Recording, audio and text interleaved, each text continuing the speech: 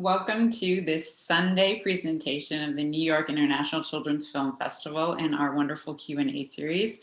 We're excited today to have this fantastic opportunity to talk to the director of the wonderful feature film Buladó. I'm so glad that you can join us. It's an extraordinary opportunity to reach audiences across the country this year, not only in New York City, and also to connect with our wonderful creative filmmakers around the world. So thank you for joining us. All right, so before we introduce our filmmaker, I just want to take some time to share some thank yous and remind everyone that as a nonprofit organization, we at NYCIF are proud to present films that challenge stereotypes, spark conversations, and inspire creativity, all thanks to the generous support of our funders, donors, and members. And today we want to give special thanks to Dutch Culture USA for making the screening of Buladó and today's Q&A possible. And a thank you as well to our wonderful colleagues of Picture Tree International, Cinekid, and the I Film Institute in the Netherlands for their help and goodwill in making this possible. And thank you again to all of our supporters for making all that we do possible. We hope you check out more of our great films and Q&As. There's still a little bit of time. We have one more Q&A this evening that's going to be really exciting. And you do have some time to watch our extraordinary features and short film programs. So please go to our website and platform and find even more fantastic films. And also just a reminder that we would love to have you as a member if you're not already. So please check out more details on that or consider making a donation if you can to support our nonprofit mission to bring more intelligent, more diverse, more creative films to young audiences across the country and connect folks everywhere. All right, without further ado, let's now introduce our wonderful filmmaker, Eché Janga, the director of Buladó. Welcome, Eché. Hi, thank you. Thanks for having me. It's so fantastic to have you. I'm here in my recording studio / kitchen in Brooklyn. Where are you joining us from? Well, I'm living in Amsterdam, so I will join you from Amsterdam. Nice. It's nice to be connected, and we hope next year, maybe even in person too, but it's great to be bridging the Atlantic with you.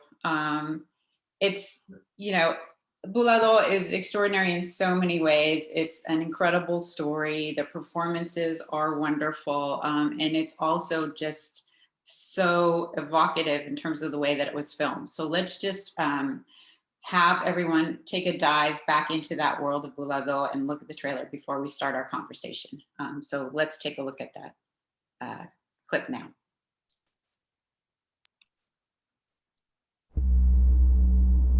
Siempre ito untuk kami. Pinto. Ita cariciami no mi cara. Ora mi in soledad.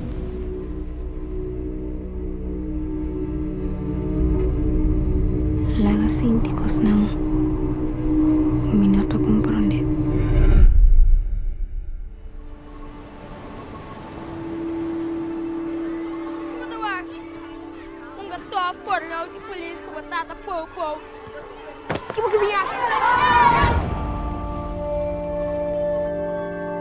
Waarom ben je niet op school? Mama sugra. Tur sushi. Hawe. Costranha passar. Espiritu di mamma at makontakto ko. Maneira morta. Ita papia cuci kami. Lagrima ng indicativo, ng sanger, ng sodor, adrenta ng eteraki. Die konjo-geesten. Respectaat zij.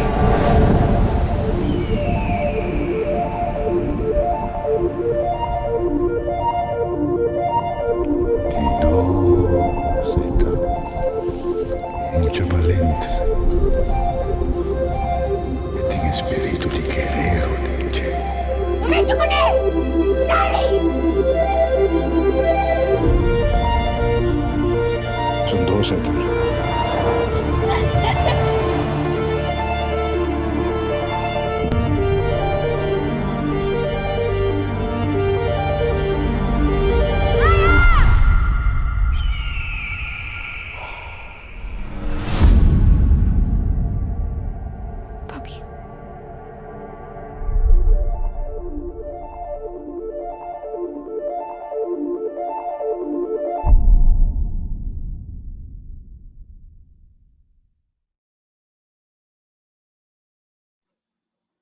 So stunning. Congratulations.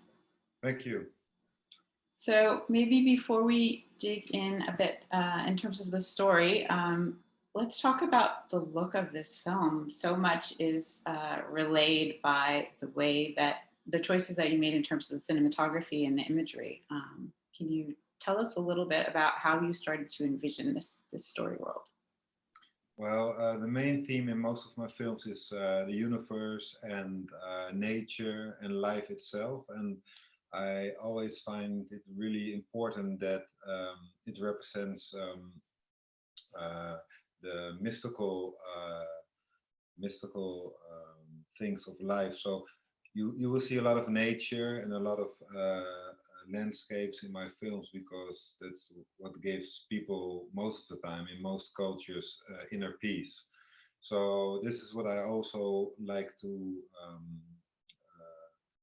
show in my films. So most of my characters are always living in a deserted place somewhere on this world. So because I think in the Western culture we did lose contact with nature and the power of being in nature and what it gives us as humans. So in Buladó you will see also a lot of scenery and landscapes of Curacao, the island where it was shot and where my family from my father's side came from.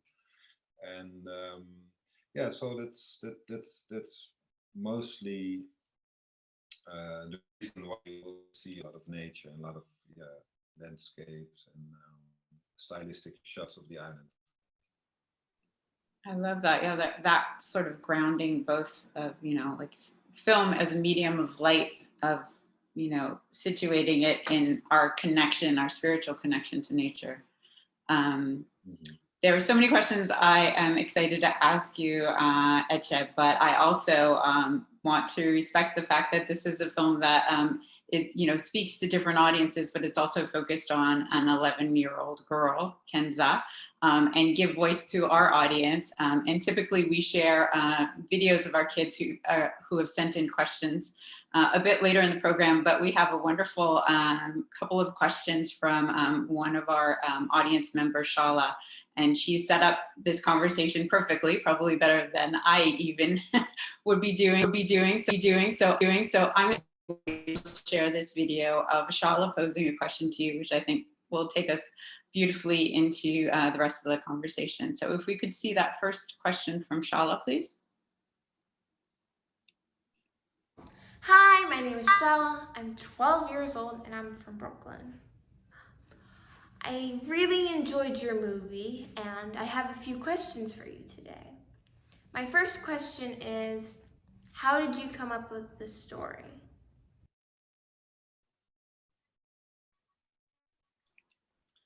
Okay, well, the story I came up with, actually it started when I was 8 years old. When I was 8 years old, I was really interested in the afterlife, so death. And as most of kids, I had a big imagination. So I would be going to another world and maybe being reincarnated, or I didn't know what it was, but so I was really curious, and I told my mother one day that I really like to I really like to die, because then I will get all the answers of life and what life is about.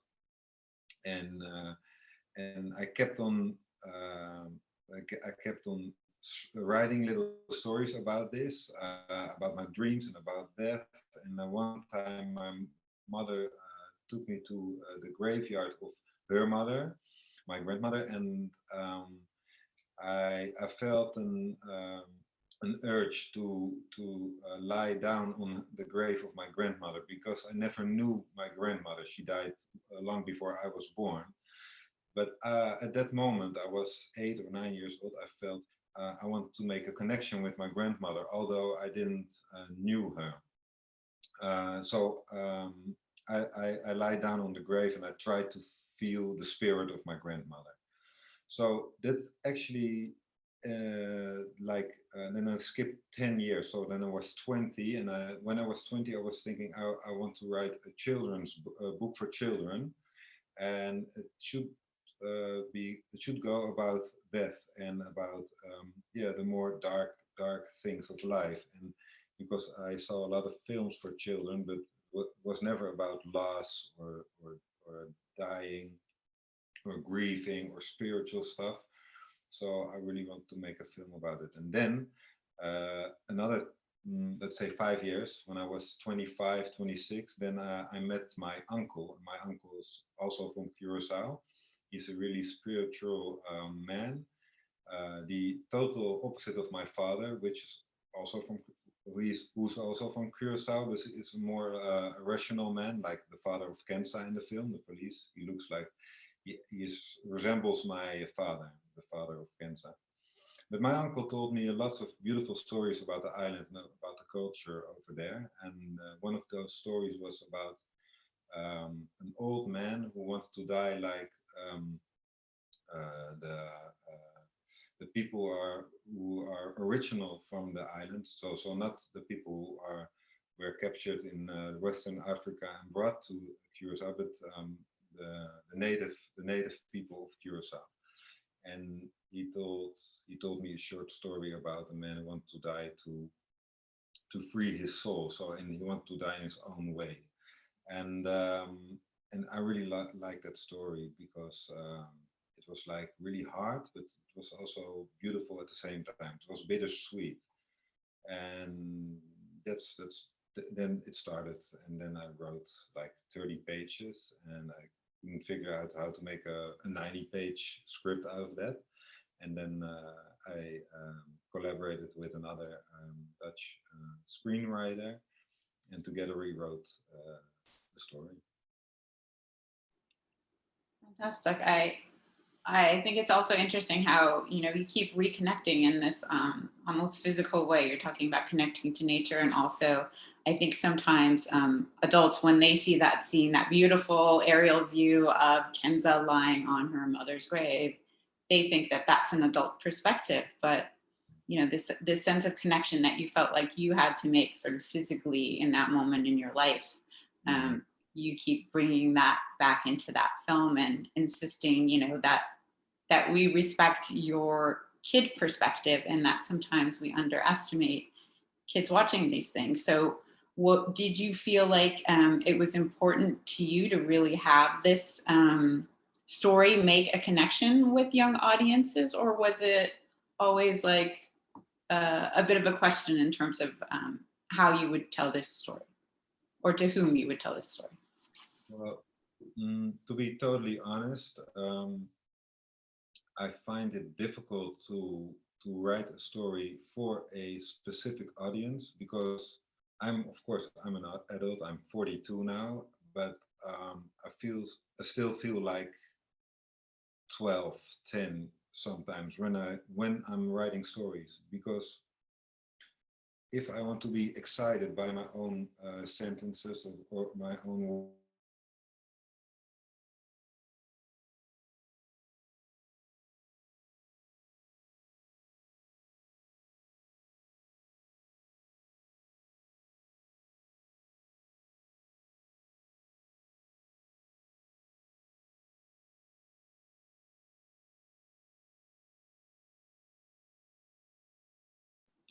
Looks like we have just a little bit of a dropout with you, Eché, so hopefully we'll get your feedback shortly.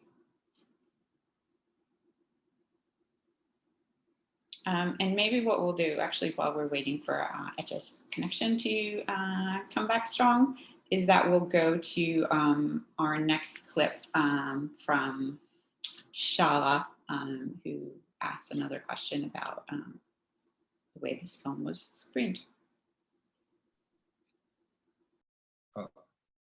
My second question is, where did you find your cast, and where did you film this movie? Oh, I'm sorry, I did lost connection for a sec. Yeah, sorry, Eché. So we just jumped into that second question from Shala. So we talked a little bit about this being situated in Curacao. But maybe, if you don't mind, we'll just jump into a bit of a conversation about casting it and filming in Curacao, and how you went about that, and how that all worked. Okay, the casting, we did find Kenza, Tiara Richards on the island itself. We did a lot of castings. We asked children between, girls between the age of 9 and 12 on every school on the island. There are not so much schools on the island, so yeah, she stood out because she was like this really brave, tough girl. She was really, yeah, on point with what she wanted to be in life, and she wanted to be famous, of course. And I like it because she was sort of a tomboy. She was really rough, and yeah, she was real. And also she was like a lot older than she was acting a lot older than she is in reality. So it was really good for me as a director to work with. And the second part of the question, oh yeah, why did we shoot on Curacao? Yeah, that was mainly because my father and his family and that side is from the island. So and the spiritual story it suits better on Curacao because it's a mixture of a lot of cultures. There's this Western culture, the African culture, South American culture, and native culture, all combined on one island. So that's really interesting to tell a story about spiritual things.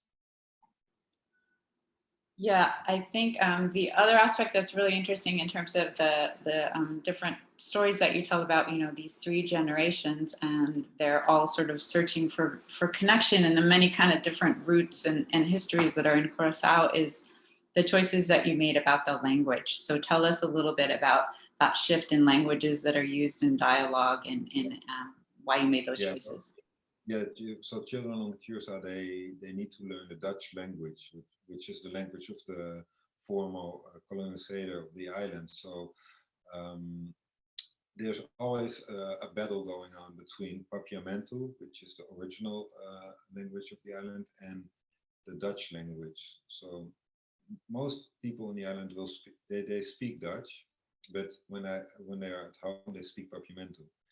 And Papiamentu is more the language of people who are proud of their country, and Dutch is more the language of people who want to get away from the island and want to live somewhere else. And so that's why I gave the father the role of teacher in the Dutch language for Kenza, and the grandfather who was more of a cultural person and more of the connection with the history of the island and the history of the people who are made being slaves. So this is why I let this fight going on inside one household. So, and Kenza needs to choose whether she's going for her father or her grandfather. So yeah, I kind of like it because then you will see how the kid is growing up, and she needs to make her own decisions. She doesn't need to listen to one or the other, but she needs to listen to herself. That's what you will see in the film. Yeah, absolutely. And also, I wonder if you can talk about, sorry? Keep your connection steady, and you can hear me okay? Yeah, I try to. Okay, great. Yeah. Cool. Did you hear me? Yep. We lost a little bit of the second part, honestly. So okay. We can perhaps pick that up later. Okay. Feel free to share that part as we have the conversation. Maybe we can talk a little bit about the emphasis on culture too, in terms of art and kind of artifacts, but also like expressive creativity. And I think that part about language and how that reasserts who you are was also shown in interesting ways in terms of the sculptures that are going on, the pieces in the museum, all of these different things that represent who you are as a cultural person. So tell us a little bit about those different things that are going on between Kenza and her grandfather throughout the film. Okay, so the grandfather tries to teach his granddaughter about the original culture of the island, which was from the Caucatios. Those were the native people of Curacao, and he tries to show her how they lived and how they are mixed with their own culture. This is something in Curacao most of people lost connection with the original culture of the island. So not the African culture, but the original native culture. So he tries to explain her they are that culture is part of their culture too. So when they go to the museum, he doesn't want to pay a ticket for the museum. He tells his granddaughter, "I'm not going to pay for my own culture." And this is something I really liked because, yeah, this is what is going on at this moment also in the world. There needs to be brought back a lot of artifacts back to the original country. This is also happening in the Netherlands, and yeah, and this is some.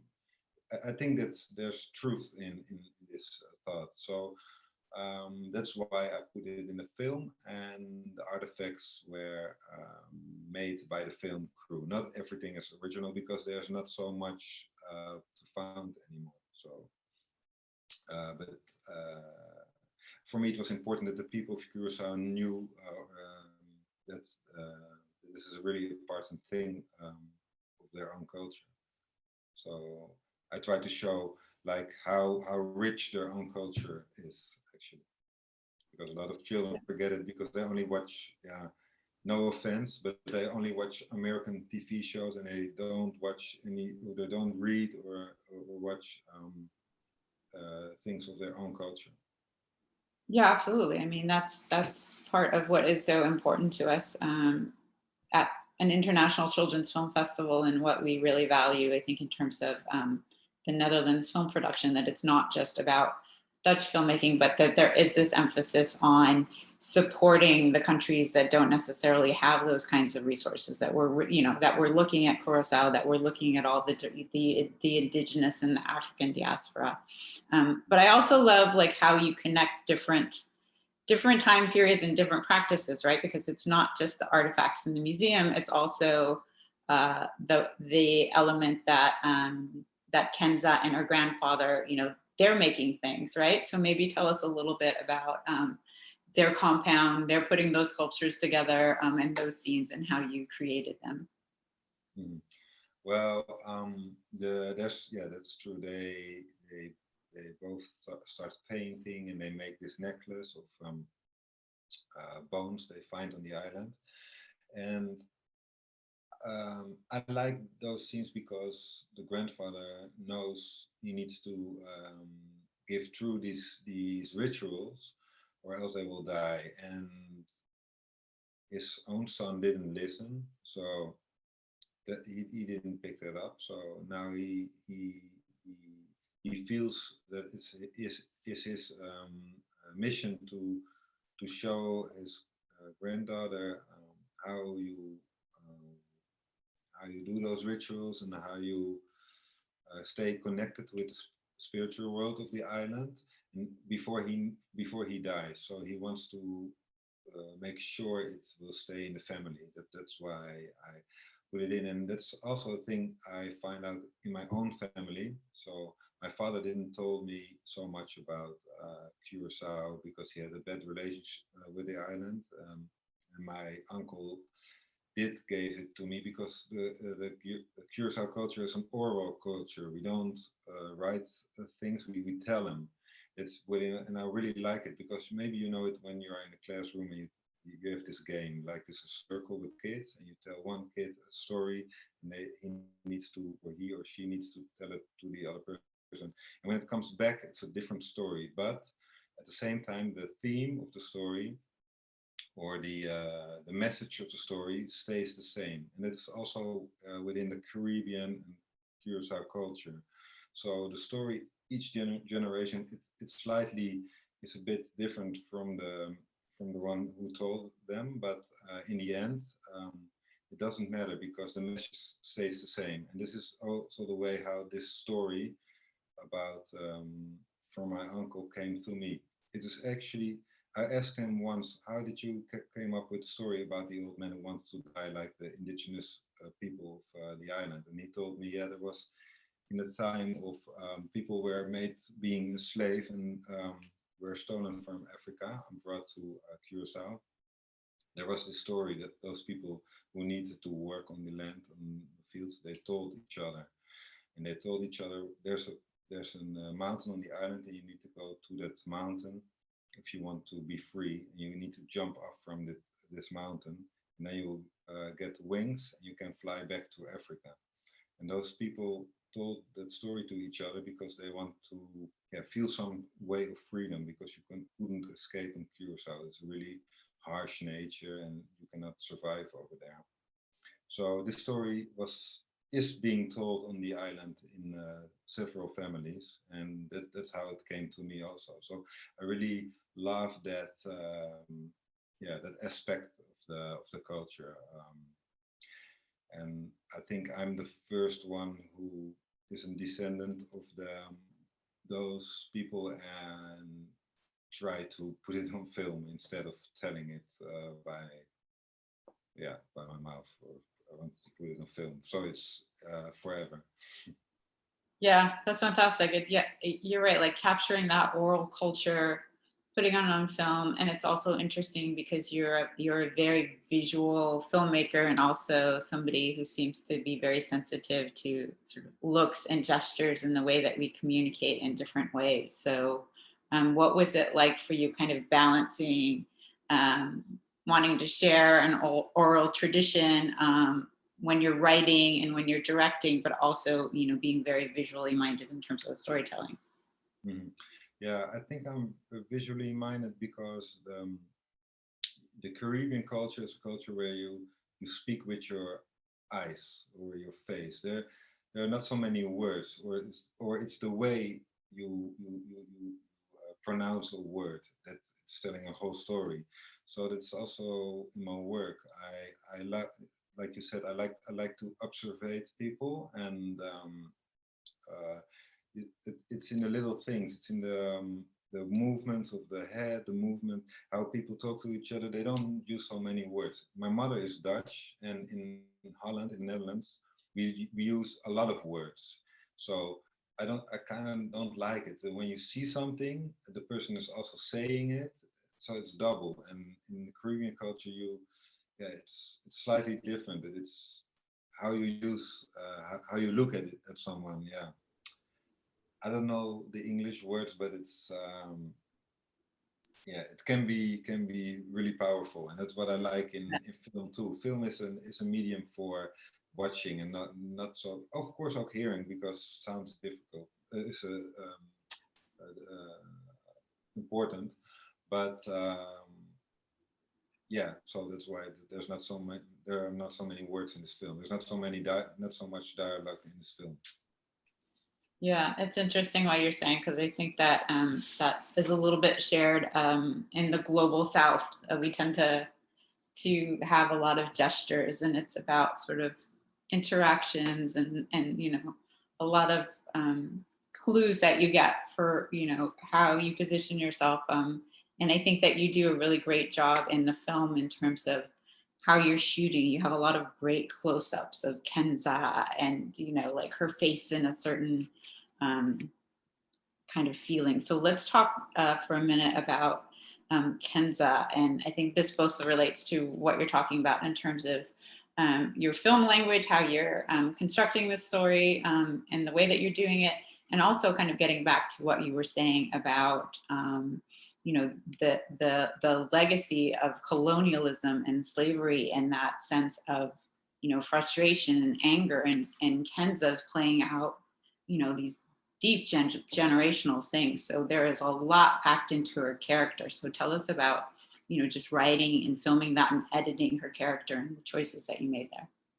Mm. Well, the themes and the topics you just said, well, those were all in my mind and in the mind of Esther Dasker. This is the person I wrote the film with. She's originally from Suriname, a country in South America, and she's also a descendant of people who were made being slaves. And so she had a lot of connection with the story I wanted to tell. But of course, you were working with a kid who's 10 years old and is not, yeah, is watching Beyonce and doing all this. She's not um, affiliated with this team. So I told her about. I never let her read the script. We just talked a lot about um, about the history of the island. About um, I wanted to know what she knew about the history, and actually she knew a lot, and she even taught me a lot of stuff about the original, about the indigenous people of the island. She actually corrected me in the way they, in their name, what they are called. And so she was actually really smart, and she understood a lot about it. But the thing is, on Curacao, you don't talk about that much about the period of time. That's still a problem on the island. I think that's my opinion. People are too humble, um, and they're still in a way um,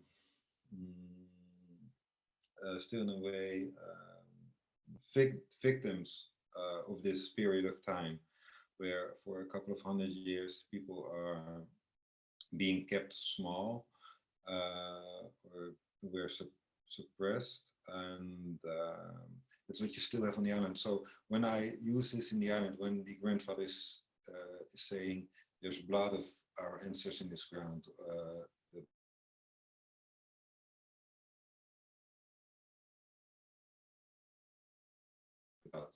so because it's not in their culture, so that's why I wanted to make sure the grandfather is saying this in the scene. Now I forget the question a bit. I'm sorry. Oh, that's okay. Just more specifically thinking about the choices you made with Kenza and sort of showing her anger and her determination, and how you represented that. Well, actually, her anger is the anger I felt with towards my father a bit. So there's a lot of anger in Kenza, which I had, and I talked with Kenza about this, and she really was saying, "Oh, can I be this rough? Can I be this rude to my father? Wow, this is something I would never do in real life, but I kind of like it. Yeah, I really want to go there." And it was like, for her, it was like she felt free to curse to an older person, and especially when this person was playing her father, because I knew she was coming from a broken family, but I didn't know the ins and outs of the relationship between the father and the mother. But I felt there was something she wanted to get rid of, and that she used that in that scene where she's shouting against her father and hitting him. And so I think I never asked her specifically, but I felt there was some emotions that she needed to get rid of. So it was almost like a therapy for Tiara.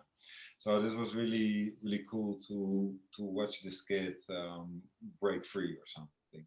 So yeah, that happens. Yeah. So, and in the beginning of the film, it's still. I'm sorry.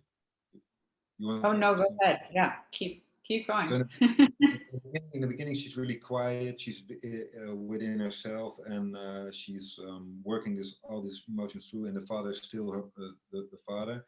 And then along the way, she's becoming the father, actually, or the mother, or the parent of her own father, because her own father needs to learn how to deal with emotions and how to talk about emotions, which is also a problem in Caribbean culture. Talk about emotions. Um, it yeah, to talk about your emotion, to speak out on it. It is something. It's really difficult. So it was interesting to see the characters they switch. So in the end, the father learns from his own daughter, and now he can speak about his emotions, about the grief on his wife. Yeah, absolutely. And I think, that's something that is across the board for people everywhere, that you really respect and allow that space for kids and young people to be expressing these emotions. Sometimes there's this preemptive thing where we're like, okay, this subject matter is too intense for kids. These feelings are too intense for kids. Kids are feeling these things, and I think that in those scenes with Kenza, you're kind of like, wow, this is intense, but also, as you're saying, probably similar to the way that that Tiara, the actor, felt. This kind of catharsis of getting that anger out. I think the audience is also feeling that of like, yes, it is okay to be angry. She's pushing and she has a goal. And that moment where she's in the museum, tell us about shooting that moment, because I found that really strong and effective. Which moment do you mean? The moment where she's throwing the stone? Exactly. Okay. Yeah. Yeah. Well, yeah. Well, that scene resembles a couple of things. Yeah, well, she throws the stone and she breaks the glass of this original outfit of the Caucatillos, the indigenous people of the island. But with breaking the glass, she breaks like a lot of stuff. She's becoming a woman because she makes her own decision about um, doing what she thinks is important, and she's also breaking some some history which was kept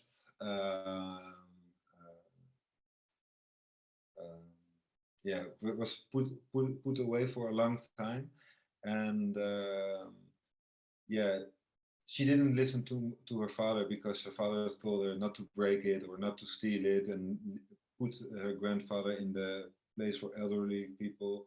And yeah, she's making her own decisions over there. But for me, sometimes it's a bit difficult to talk about this because it's something which is also in between the lines. So it's there's a lot of things happening in that scene, and it's also cultural. It's also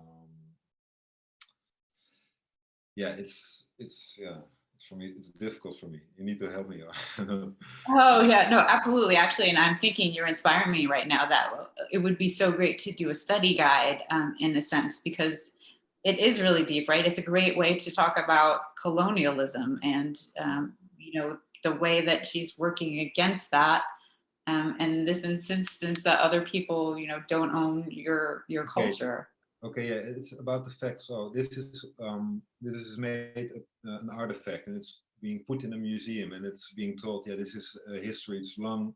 It's a long time ago, but by breaking the glass, she's telling, no, it's not a long time ago. This is still our culture, and it is not happening now, and we are losing it. And it's being put in a museum, and people are paying for it and to watch it, but we are not living it, and that's what this scene is about. It's about taking back your own culture, living it, be proud of it, take it back, and don't be shy about people laughing about you because this is some stupid stuff with the feathers, and it's not stupid. It's really rich, and you need to carry it because a lot of people are losing it, and it's important to have it, something like this.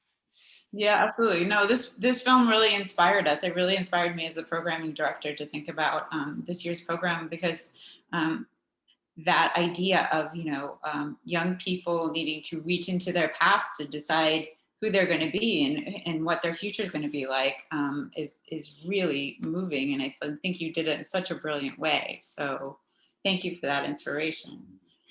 And it's a film that I think everybody can just keep watching again and again and get so much out of. So obviously I could talk to you all day and would love to about this film. And I want to, just encourage everybody out there to spread the word about this extraordinary film. But I also want to just go back to giving the kids a voice to share their questions with you directly. And we also have a wonderful series of questions from Caden, which are also very on point. So let's take a look at this first question from Caden, please. Hi, my name is Kaden Pong. I'm 12 years old and I'm from Seattle, Washington. Is there a particular reason why you chose to make this film now?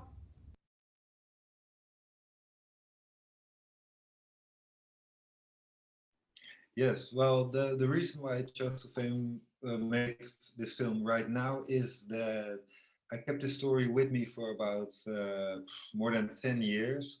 I went to school, film school, like 10, yeah, maybe 10 years ago at the same time, but I didn't dare to make it at that moment because I thought I wasn't ready for it. I want to make first some other films, so I was prepared to make this one, and this was my most precious story I want to tell. So when I was going to make it, I want to make sure I did it the right and the proper way, and not make a mess out of it. So that's why I waited. So that's the only reason I made it at this point. All right, so we have two more questions from Caden. Let's go to the next one, please. What did you learn from creating this film? Well, I learned a lot. I learned the most important thing I learned was the responsibility which is coming with with making a film about somebody's culture, because I was born and raised in the Netherlands, and although my father was from Curaçao, it wasn't, I didn't feel like it was my culture. So I watched it very carefully. I did everything the right and proper way. And when the people of Curaçao saw I was making a film about their culture, they embraced it and they loved it, and they fed me with all kinds of cinematographically ingredients and things about their culture. So that was really interesting. Yeah, that's why I learned a lot. I learned a lot about the Curaçao culture too. That's fantastic. It's such a deep look, but also a celebration of it. So I'm sure that it will inspire more. All right, and now we have one last question from Caden, if you'd be so kind. Do you have any advice for kids who want to become actors and filmmakers? Yes, I have. The most important thing is, and probably a lot of filmmakers or artists or people who are making art will say this, but be true to yourself, never copy someone else. And although you think, yeah, but my story is kind of boring, I don't experience nothing, maybe I'm a rich kid and so I don't, we're not poor, so I don't have a story. That's all not true. It doesn't matter how much money you have, where do you live, what your cultural background is, you have always a story. It's not about, sometimes it's not about the story, but about the way you tell it, and that's you, and that has nothing to do with where you live or who you are or what you look like. So believe in yourself and don't watch other people in terms of copying style or whatever. Just do what you feel like is best, and that's most important. It's a simple advice, but it's true. Fantastic. We have time just for a few questions from our live audience. So let's see, we have this question, which is, what has the reception of the film been like in the Netherlands with the theme of colonialism? And similarly, what is the film's reception been like in Curaçao?